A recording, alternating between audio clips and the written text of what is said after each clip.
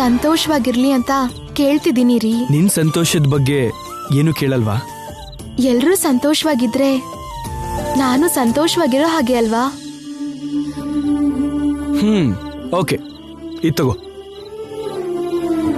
ಏನ್ರಿ ಇದು? ನಿನ್ ಕೃಷ್ಣನ್ಗೋಸ್ಕರ ನಾನೊಂದು ಚಿಕ್ಕ ಕಾಣಿಕೆ ತಂದಿದ್ದೀನಿ. ಓಪನ್ ಮಾಡಿ ನೋಡು.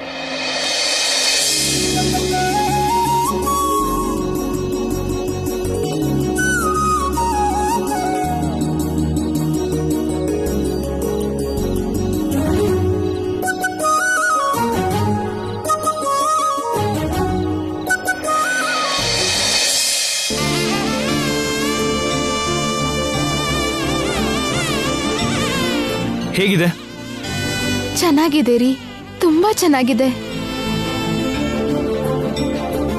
ಕೃಷ್ಣ, ನೋಡ್ದ್ಯಾ?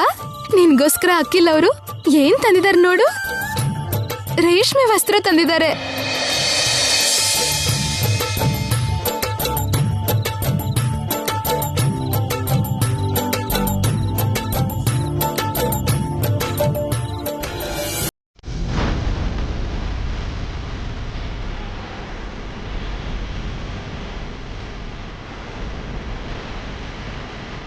ಸೊಸೆ ಕಪ್ಪಗಿದ್ರೆ ಕುಲ ಎಲ್ಲ ಕಪ್ಪು ಅಂತ ಸುಮ್ಮನೆ ಹೇಳ್ತಾರಾ?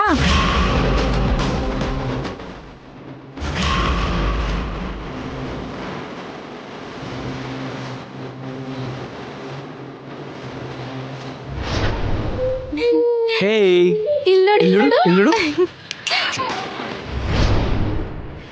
ಹಾಗಾಗಬಾರ್ದು. ಇಲ್ಲ, ಶ್ಯಾಮ ಈ ಮನೆಗೆ ತಕ್ಕ ಸೊಸೆ ಅಲ್ಲ.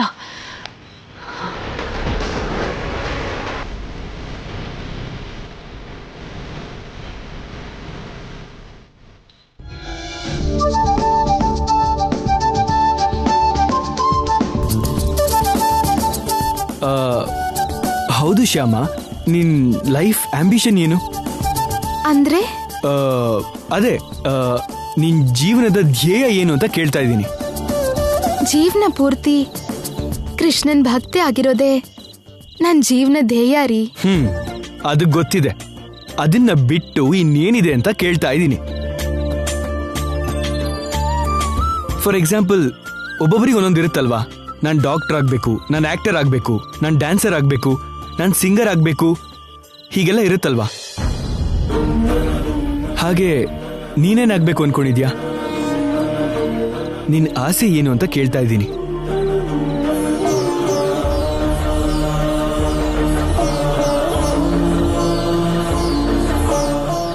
ಎಲ್ರ ಮುಂದೆ ನಾನು ಭಕ್ತಿಯಿಂದ ಕೃಷ್ಣನ್ ಭಜನೆ, ಕೃಷ್ಣನ್ ಕೀರ್ತನೆ ಹಾಡ್ಬೇಕು. ಎಲ್ರೂ ನನ್ನ ಹಾಡ್ ಕೇಳಿ ಭಕ್ತಿ ಸಾಗರದಲ್ಲಿ ಮುಳುಗ್ ಹೋಗ್ಬೇಕು. ನಿನ್ ಕೈಲಿ ಸ್ವರಾಭಿಷೇಕ ಮಾಡಿಸ್ಕೊಳ್ಳೋದಿಕ್ಕೆ ಕೃಷ್ಣ ನಿನ್ಗೆ ಇಷ್ಟೊಳ್ಳೆ ಧ್ವನಿ ಕೊಟ್ಟಿದ್ದಾನೆ ಅಂತ ಎಲ್ರೂ ಆ ಕೃಷ್ಣನ್ಗೆ ಕೃತಜ್ಞತೆ ಹೇಳ್ಬೇಕು.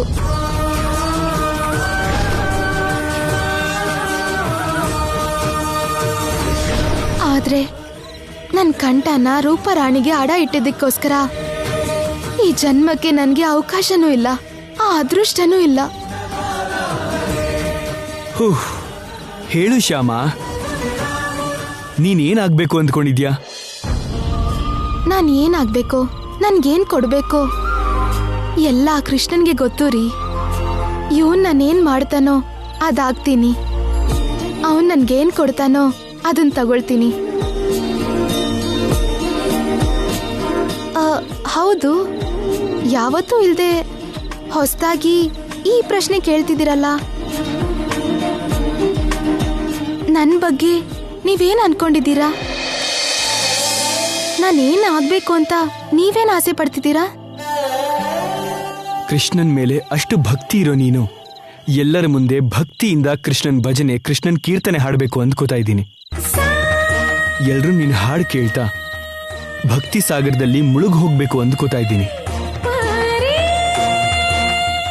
ನಿನ್ನಿಂದ ಸ್ವರಾಭಿಷೇಕ ಮಾಡಿಸ್ಕೊಳ್ಳೋಕೆ ಅಂತಾನೆ ಆ ಕೃಷ್ಣ ನಿನಗೆ ಇಷ್ಟೊಳ್ಳೆ ಧ್ವನಿ ಕೊಟ್ಟಿದ್ದಾನೆ ಅಂತ ಎಲ್ರೂ ಆ ಕೃಷ್ಣನ್ಗೆ ಥ್ಯಾಂಕ್ಸ್ ಹೇಳಬೇಕು ಅಂದ್ಕೊಂಡಿದ್ದೀನಿ. ಹೇಳ್ರಿ, ನಾನೇನಾಗ್ಬೇಕು ಅಂತ ಆಸೆ ಪಡ್ತಿದ್ದೀರಾ? ಈಗಲೇ ಹೇಳಲ್ಲ, ಆಮೇಲೆ ಹೇಳ್ತೀನಿ.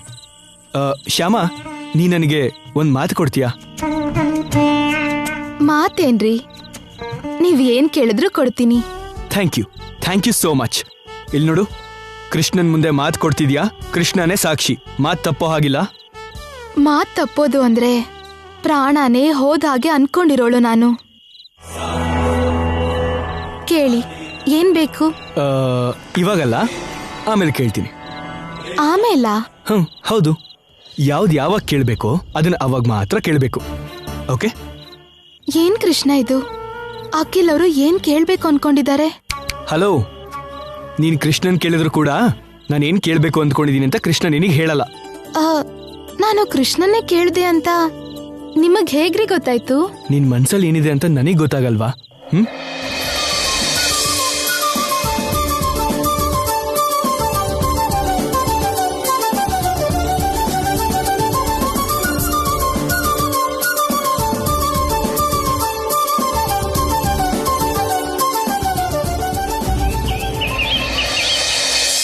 ನೀನೇನ್ ಹೇಳ್ತಿದ್ಯಾ ಅಖಿಲ್? ತಾತ ಬರ್ತಿದಾರಾ? ಹೌದು ಮಮ್ಮಿ, ರಾತ್ರಿ ನನಗೆ ತಾತನೇ ಫೋನ್ ಮಾಡಿ ಹೇಳಿದ್ದಾರೆ.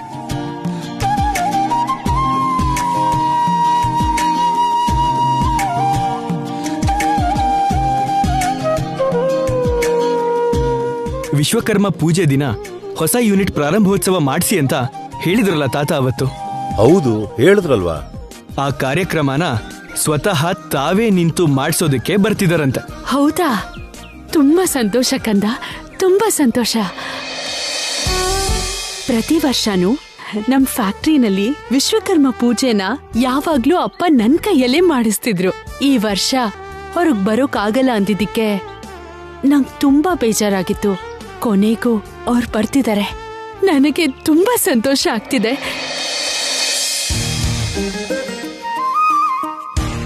ಹೊಸ ಯೂನಿಟ್ ಓಪನಿಂಗ್ ಅಂತ ಹೇಳ್ತಿದ್ದೀರಾ? ಆ ಯೂನಿಟ್ ಅನ್ನ ಯಾರ ಕೈಯಿಂದ ಓಪನ್ ಮಾಡಿಸ್ತಾ ಇದ್ದಾರೆ ಅತ್ತಿಗೆ? ಯಾರ್ ಕೈಲೋ ಮಾಡ್ಸೋದು ಅಂದ್ರೆ ಏನತ್ಗೆ? ನನ್ ಕೈಯಲ್ಲೇ ಮಾಡ್ಸೋದು. ನಮ್ ಫ್ಯಾಕ್ಟ್ರಿಲಿ ಯಾವ ಪ್ರಾರಂಭೋತ್ಸವ ಆದ್ರೂ ಕೂಡ ನನ್ನ ಕೈಯಲ್ಲೇ ಮಾಡಿಸ್ತಾರೆ ನಮ್ಮಪ್ಪ. ನನ್ ಕೈ ಗುಣ ಒಳ್ಳೇದು ಅಂತ ನಮ್ಮಪ್ಪನ್ ನಂಬಿಕೆ. ನಮ್ದೇ ಏನ್ ವಸಂತ, ಸತ್ಯ ಕೂಡ ಅದೇ ತಾನೆ. ನಿನ್ನ ಕೈ ಗುಣ ತುಂಬಾ ಚೆನ್ನಾಗಿದೆ. ನಿನ್ನ ಕೈಯಿಂದ ಶುರು ಮಾಡಿದ ವ್ಯಾಪಾರಗಳೆಲ್ಲ ಲಾಭದಾಯಕವಾಗಿ ನಡೀತಿದೆಯಲ್ಲ. ಅಂದ್ರೆ ನನ್ನ ಅತ್ತಿಗೆ ಇದು ಲಕ್ಕಿ ಹ್ಯಾಂಡ್ ಅಂತಿದ್ದೀರಾ? ಹೇಳೋ ಮಾತಲ್ಲ, ಇರೋ ಮಾತೆ. ಅತ್ತಿಗೆ, ನೀವು ಈ ಮನೆ ವಸಂತಲಕ್ಷ್ಮಿ ಅಷ್ಟೇ ಅಲ್ಲ, ಈ ಮನೆ ಅಷ್ಟಲಕ್ಷ್ಮಿ. ನನ್ನಣ್ಣ ತುಂಬಾ ಅದೃಷ್ಟವಂತ. ಹೌದು. ಹೆಂಡತಿ ಏನೋ ಅಷ್ಟಲಕ್ಷ್ಮಿ, ತಂಗಿ ಏನೋ ಸಂಗೀತ ಸರಸ್ವತಿ. ಇಂಥ ಅದೃಷ್ಟ ಎಷ್ಟು ಜನರಿಗಿರುತ್ತೆ.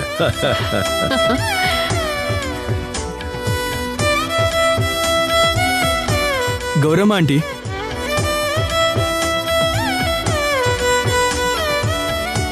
ನೀವು ನನಗೊಂದು ಹೆಲ್ಪ್ ಮಾಡಬೇಕು.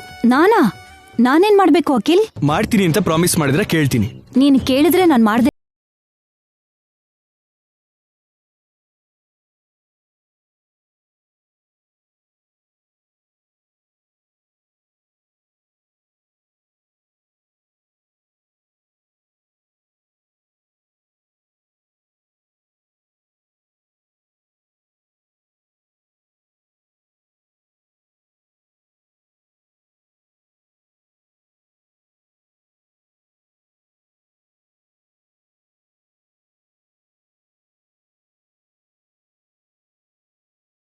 ಈಗ ಗೌರಮ್ಮ ಆಂಟಿ ಕೂಡ ನನಗೆ ಮಾತು ಕೊಟ್ಟಿದ್ದಾರೆ, ನಾನು ಕೇಳಿದ್ದನ್ನ ಮಾಡ್ತೀನಿ ಅಂತ.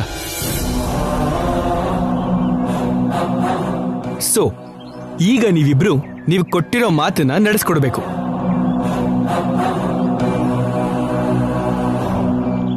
ವಿಷಯ ಏನು ಅಂತ ಹೇಳ್ದೆ? ಈ ಸಸ್ಪೆನ್ಸ್ ಏನು ಕಂದ? ಹೇಳ್ತೀನಿ ಮಮ್ಮಿ. ಗೌರಮ್ಮ ಆಂಟಿ, ನೀವು ಶ್ಯಾಮಂಗೆ ಸಂಗೀತ ಹೇಳ್ಕೊಡ್ಬೇಕು.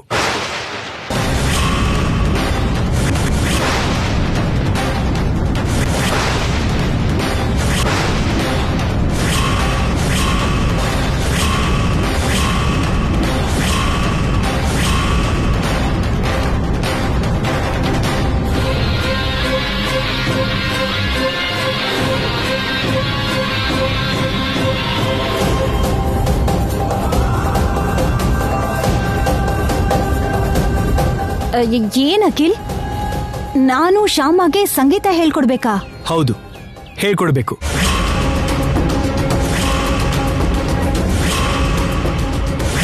ಈಗ ಇವ್ರಿಗೆ ಸಂಗೀತ ಬೇರೆ ಬೇಕಾ? ಇರೋ ಕಲೆ ಸಾಲ್ದು ಅಂತ ಸಂಗೀತ ಕಲೆ ಕೂಡ ಆಗ್ಬೇಕಾ? ನೀವು ಶ್ಯಾಮಂಗೆ ಸಂಗೀತ ಹೇಳ್ಕೊಟ್ಟು ನಿಮ್ಮ ರೂಪಾರಾಣಿ ರೇಂಜ್ ಸಿಂಗರ್ ಅಲ್ಲದೆ ಇದ್ರೂ ಒಂದು ರೇಂಜ್ ಸಿಂಗರ್ ಆಗಿ ಇವಳನ್ನ ರೆಡಿ ಮಾಡಬೇಕು.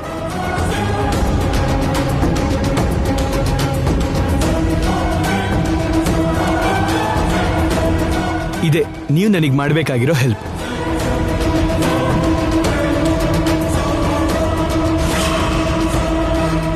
ನಾನ್ ಇವಳಿಗೆ ಸಂಗೀತ ಹೇಳ್ಕೊಡ್ಬೇಕಾ? ಕರ್ಮ. ಇದೇನು ಅಖಿಲ್ ಅವರು ನಾನು ಸಂಗೀತ ಕಲಿಬೇಕು ಅಂತಿದ್ದಾರೆ. ನಾನು ಹಾಡು ಹಾಡಿದ್ರೆ ತೇಟ್ ರೂಪರಾಣಿ ಧ್ವನಿ ಆಗಿದೆ ಅಂತ ಎಲ್ರಿಗೂ ಅನುಮಾನ ಬರುತ್ತೆ. ಹಾಗಂತ ನಾನು ಕಲಿಯಲ್ಲ ಅಂದ್ರೆ ಅಖಿಲ್ ಅವ್ರು ಏನಂತಾರೋ. ಈಗೇನ್ ಮಾಡ್ಲಿ? ಏನ್ ಯೋಚನೆ ಮಾಡ್ತಿದ್ದೀರಾ?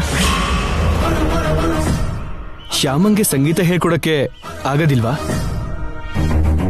ಅಂದ್ರೆ ಅದು ಅಖಿಲ್ ಇವಳಿಗೆ ಎಷ್ಟೇ ಕಲ್ಸಿದ್ರು ಸಂಗೀತ ಬರಲ್ಲ. ಚಿಕ್ಕವಳಿದ್ದಾಗ ರೂಪರಾಣಿ ಜೊತೆಗೆ ಇವಳು ಕಲಿಯೋದಕ್ಕೆ ಟ್ರೈ ಮಾಡಿದ್ಲು. ಇವಳಿಗೆ ಶ್ರುತಿ ಜ್ಞಾನನೇ ಇಲ್ಲ, ಸ್ವಲ್ಪ ಕೂಡ ಲಯ ಜ್ಞಾನನೂ ಇಲ್ಲ. ಕೀರ್ವಾಣಿ ಹಾಡು ಅಂದ್ರೆ ಕಿರ್ಚೋದಷ್ಟೇ ಗೊತ್ತಿವಳಿಗೆ.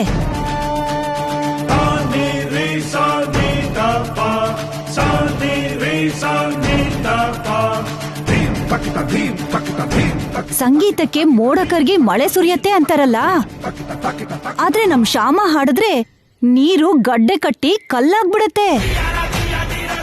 ಸೊ ಶ್ಯಾಮ ಹಾಡ್ ಹೇಳಿದ್ರೆ ನೀರು ಗಡ್ಡೆ ಕಟ್ಟಿ ಕಲ್ಲಾಗಿ ಹೋಗುತ್ತೆ. ಹೌದಪ್ಪ, ಕಲ್ಲಾಗೋಗುತ್ತೆ ಅಂತ ಕಲ್ಲನ್ನೇ ರತ್ನ ಆಗಿ ಬದಲಾಯಿಸಿದ್ರೆ ಅಲ್ವಾ ನಿಮ್ಮಂತ ಗುರು ಬೆಲೆ 4 ಜನರಿಗೆ ತಿಳಿಯೋದು. ಕಲ್ಲಿನ ಹಾಗಿರೋ ಶ್ಯಾಮನ್ನ ನೀವು ರತ್ನ ಆಗಿ ಬದಲಾಯಿಸ್ತೀರಾ ಅನ್ನೋ ನಂಬಿಕೆ ನನಗಿದೆ. ನೀವು ಖಂಡಿತವಾಗ್ಲೂ ಶ್ಯಾಮನ್ನ ಒಳ್ಳೆ ಸಿಂಗರ್ ಆಗಿ ರೆಡಿ ಮಾಡ್ಬೋದು.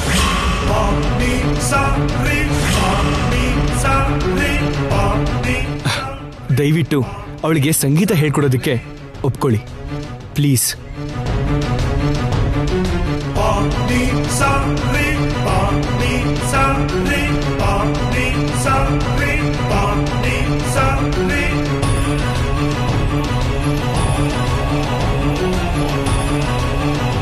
ಸರಿ ಅಖಿಲ್, ಹೇಳ್ಕೊಡ್ತೀನಿ.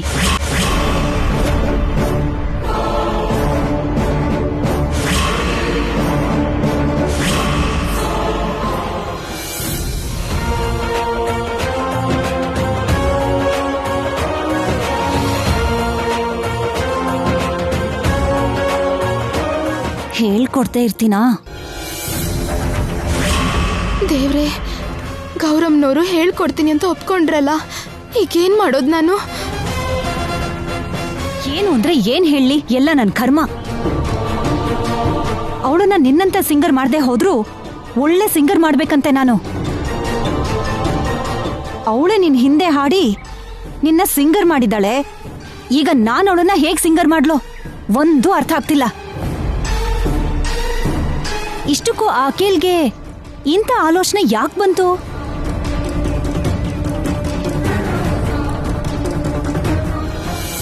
ಶ್ಯಾಮ ಹಾಡ್ ಹೇಳಿದ್ರೆ ಚೆನ್ನಾಗಿರುತ್ತೆ ಅಂತ ನನ್ನ ಮನ್ಸಿಗೆ ಅನ್ನಿಸ್ತಿತ್ತು. ಅದಕ್ಕೆ ಶ್ಯಾಮಂಗೆ ಸಂಗೀತ ಕಲಿ ಅಂತ ಕೇಳಿದ್ದು. ಕಲ್ತ್ರು ಕೂಡ ನನ್ಗೆ ಸಂಗೀತ ಬರಲ್ಲ ರೀ. ನನ್ಗೆ ಶ್ರುತಿ ಜ್ಞಾನ, ಲಯ ಜ್ಞಾನ ಇಲ್ಲ ಅಂತ ಗೌರಮ್ನವ್ರು ಹೇಳಿದ್ರಲ್ಲ. ನಾನು ಅವನ್ಗಷ್ಟು ಹೇಳಿದ್ರು ಕೂಡ ಸಂಗೀತ ಅವಳಿಗೆ ಹೇಳ್ಕೊಡು ಅಂತ ಯಾಕೆ ಕೇಳ್ತಾ ಇದನೋ ಗೊತ್ತಿಲ್ಲ. ಒಂದ್ ವೇಳೆ ಇದೆಲ್ಲ ಶ್ಯಾಮ ಪ್ಲಾನ್ ಏನೋ?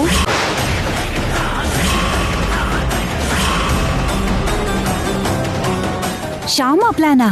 ಹೌದು ಮಮ್ಮಿ, ಅವಳ ಪ್ಲಾನೇ ಆಗಿರತ್ತೆ. ಇದರಿಂದ ಶ್ಯಾಮಗೇನ್ ಉಪಯೋಗ ಆಗತ್ತೆ? ಆಗತ್ತೆ ಮಮ್ಮಿ, ಖಂಡಿತ ಅವಳಿಗೆ ಉಪಯೋಗ ಆಗತ್ತೆ. 4 ದಿನ ನಿನ್ ಹತ್ರ ಸಂಗೀತ ಕಲಿಯೋ ಹಾಗೆ ನಡ್ಸಿ 5ನೇ ದಿನ ಚೆನ್ನಾಗಿ ಹಾಡಿದ್ಲು ಅನ್ಕೋ, ಎಲ್ರು ಏನಂತಾರೆ? ಸೇಮ್ ರೂಪರಾಣಿ ತರನೇ ಹಾಡಿದ್ಲು ಅಂತ ಹೇಳ್ತಾರೆ. ಶ್ಯಾಮನ್ ಹತ್ರನೂ ರೂಪರಾಣಿ ತರನೇ ಪ್ರೋಗ್ರಾಮ್ ಕೊಡ್ಸೋಣ ಅಂತಾರೆ. ಆಮೇಲೆ ಅವಳ ಪಾಡಿಗೆ ಅವಳು ಎಲ್ಲ ಪ್ರೋಗ್ರಾಮ್ಸ್ ಹಾಡ್ಕೊಂಡು ತಿರುಗ್ತಿರ್ತಾಳೆ, ನನಗ್ ಮಾತ್ರ ಹಾಡ್ದೆ ಕೈ ಕೊಡ್ತಾಳೆ. ಅಷ್ಟು ದೂರ ಯೋಚನೆ ಮಾಡ್ತಾಳ ಶ್ಯಾಮ? ಅವಳಿಗೆ ಅಷ್ಟು ದೊಡ್ಡ ತಲೆ ಇದ್ಯಾ? ಆ ಶ್ಯಾಮ ಕಡಿಮೆ ಅಂತ ಅನ್ಕೊಂಬೇಡ ಮಮ್ಮಿ, ಅವಳು ಏನ್ ಬೇಕಾದ್ರೂ ಮಾಡೋ ಕೆಪಾಸಿಟಿ ಇರೋಳು. ಹೌದು ಶ್ಯಾಮ, ನೀನ್ ಮನ್ಸು ಮಾಡಿದ್ರೆ ಏನ್ ಬೇಕಾದ್ರೂ ಮಾಡೋ ಅಷ್ಟು ಸಾಮರ್ಥ್ಯ ಇದೆ. ಸಂಗೀತ ಕಲಿಬೇಕು, ರೂಪಾರಾಣಿ ತರ ಹಾಡ್ ಹೇಳಬೇಕು ಅಂತ ನೀನ್ ಅಂದ್ಕೊಂಡ್ರೆ ಸಾಕು, ಹಾಡ್ಬಿಡ್ತೀಯ ಅಷ್ಟೇ.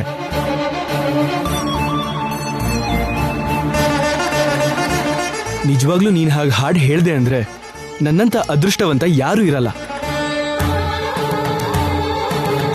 ಹಾಗೆ ಹಾಡೋ ನಿನ್ ಹಾಡೆ ನೀನು ಜೀವನದಲ್ಲಿ ನನಗೆ ಕೊಡೋ ಅತಿ ದೊಡ್ಡ ಉಡುಗೊರೆ ಅಂದ್ಕೋತೀನಿ. ಓಕೆ?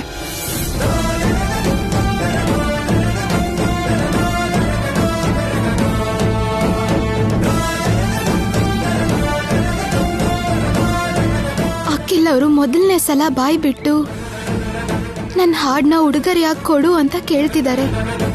ಅವ್ರು ಕೇಳಿದ್ದನ್ನ ಕೊಡೋ ಶಕ್ತಿ ಇದ್ರೂ ಕೂಡ ಧ್ವನಿ ಎತ್ತಿ ಹಾಡೋಕ್ಕಾಗ್ದಿರೋ ಪರಿಸ್ಥಿತಿಯಲ್ಲಿದ್ದೀನಿ. ಏನ್ ಮಾಡ್ಲಿ ಈಗ? ಶ್ಯಾಮ, ನೀನ್ ಸುಮ್ನೆ ಟೆನ್ಷನ್ ಮಾಡ್ಕೋಬೇಡ. ಕೃಷ್ಣನ್ ಮೇಲೆ ಭಾರ ಹಾಕಿ ಸಂಗೀತ ಕಲಿ, ಎಲ್ಲ ಕೃಷ್ಣನೇ ನೋಡ್ಕೋತಾನೆ.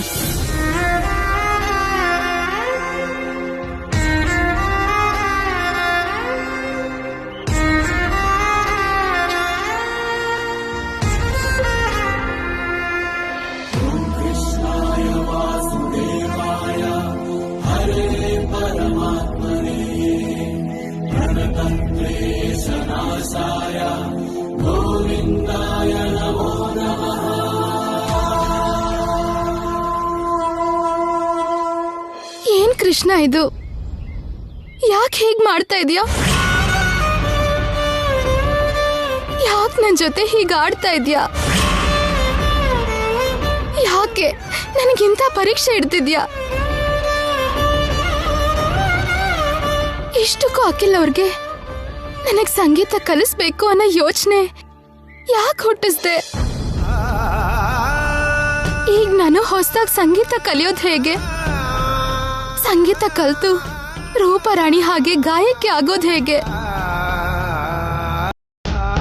ಅಷ್ಟಕ್ಕೂ ರೂಪರಾಣಿಗೆ ಹಾಡ್ತಿರೋದು ನಾನೇ ಅಲ್ವಾ? ಆ ವಿಷಯ ಹೊರಗಡೆ ಯಾರಿಗೂ ಗೊತ್ತಿಲ್ಲದೆ ಇದ್ರು ನಿನಗೆ ಗೊತ್ತಲ್ವಾ? ಆ ವಿಷಯ ಗೊತ್ತಿರೋ ನೀನು ಅಖಿಲ್ ಅವ್ರಿಗೆ ಈ ರೀತಿ ಯೋಚನೆ ಕೊಡಬಾರ್ದು ಅಲ್ವಾ? ನನ್ನ ಸಂಗೀತ ಕಲಿ ಅಂತ ಅಖಿಲ್ ಅವರು ನನ್ನ ಕೇಳೋ ಹಾಗೆ ಮಾಡಬಾರ್ದಲ್ವಾ? ಈಗ ಅಖಿಲ್ ಅವರು ನನ್ನ ಕೇಳಿದ್ರೆ ನಾನು ಎಷ್ಟು ಒದ್ದಾಡ್ತೀನಿ ಅಂತ ನಿನಗೆ ಗೊತ್ತಿಲ್ವಾ? ತಮ್ಮನ ಆಪರೇಷನ್ಗೆ ದುಡ್ಡು ತಗೊಂಡು ನನ್ನ ಧ್ವನಿನ ರೂಪರಾಣಿಗೆ ಆಡ ಇಟ್ಟಿರೋ ವಿಷಯ ನಿನಗೆ ಗೊತ್ತಿಲ್ವಾ? ರೂಪರಾಣಿಗೆ ಬಿಟ್ರೆ ಎಲ್ಲೂ ನಾನು ಹಾಡಾಡಲ್ಲ ಅಂತ ಅಮ್ಮವ್ರಿಗೆ ಮಾತು ಕೊಟ್ಟಿರೋ ವಿಷಯ ನಿನಗೆ ಗೊತ್ತಿಲ್ವಾ?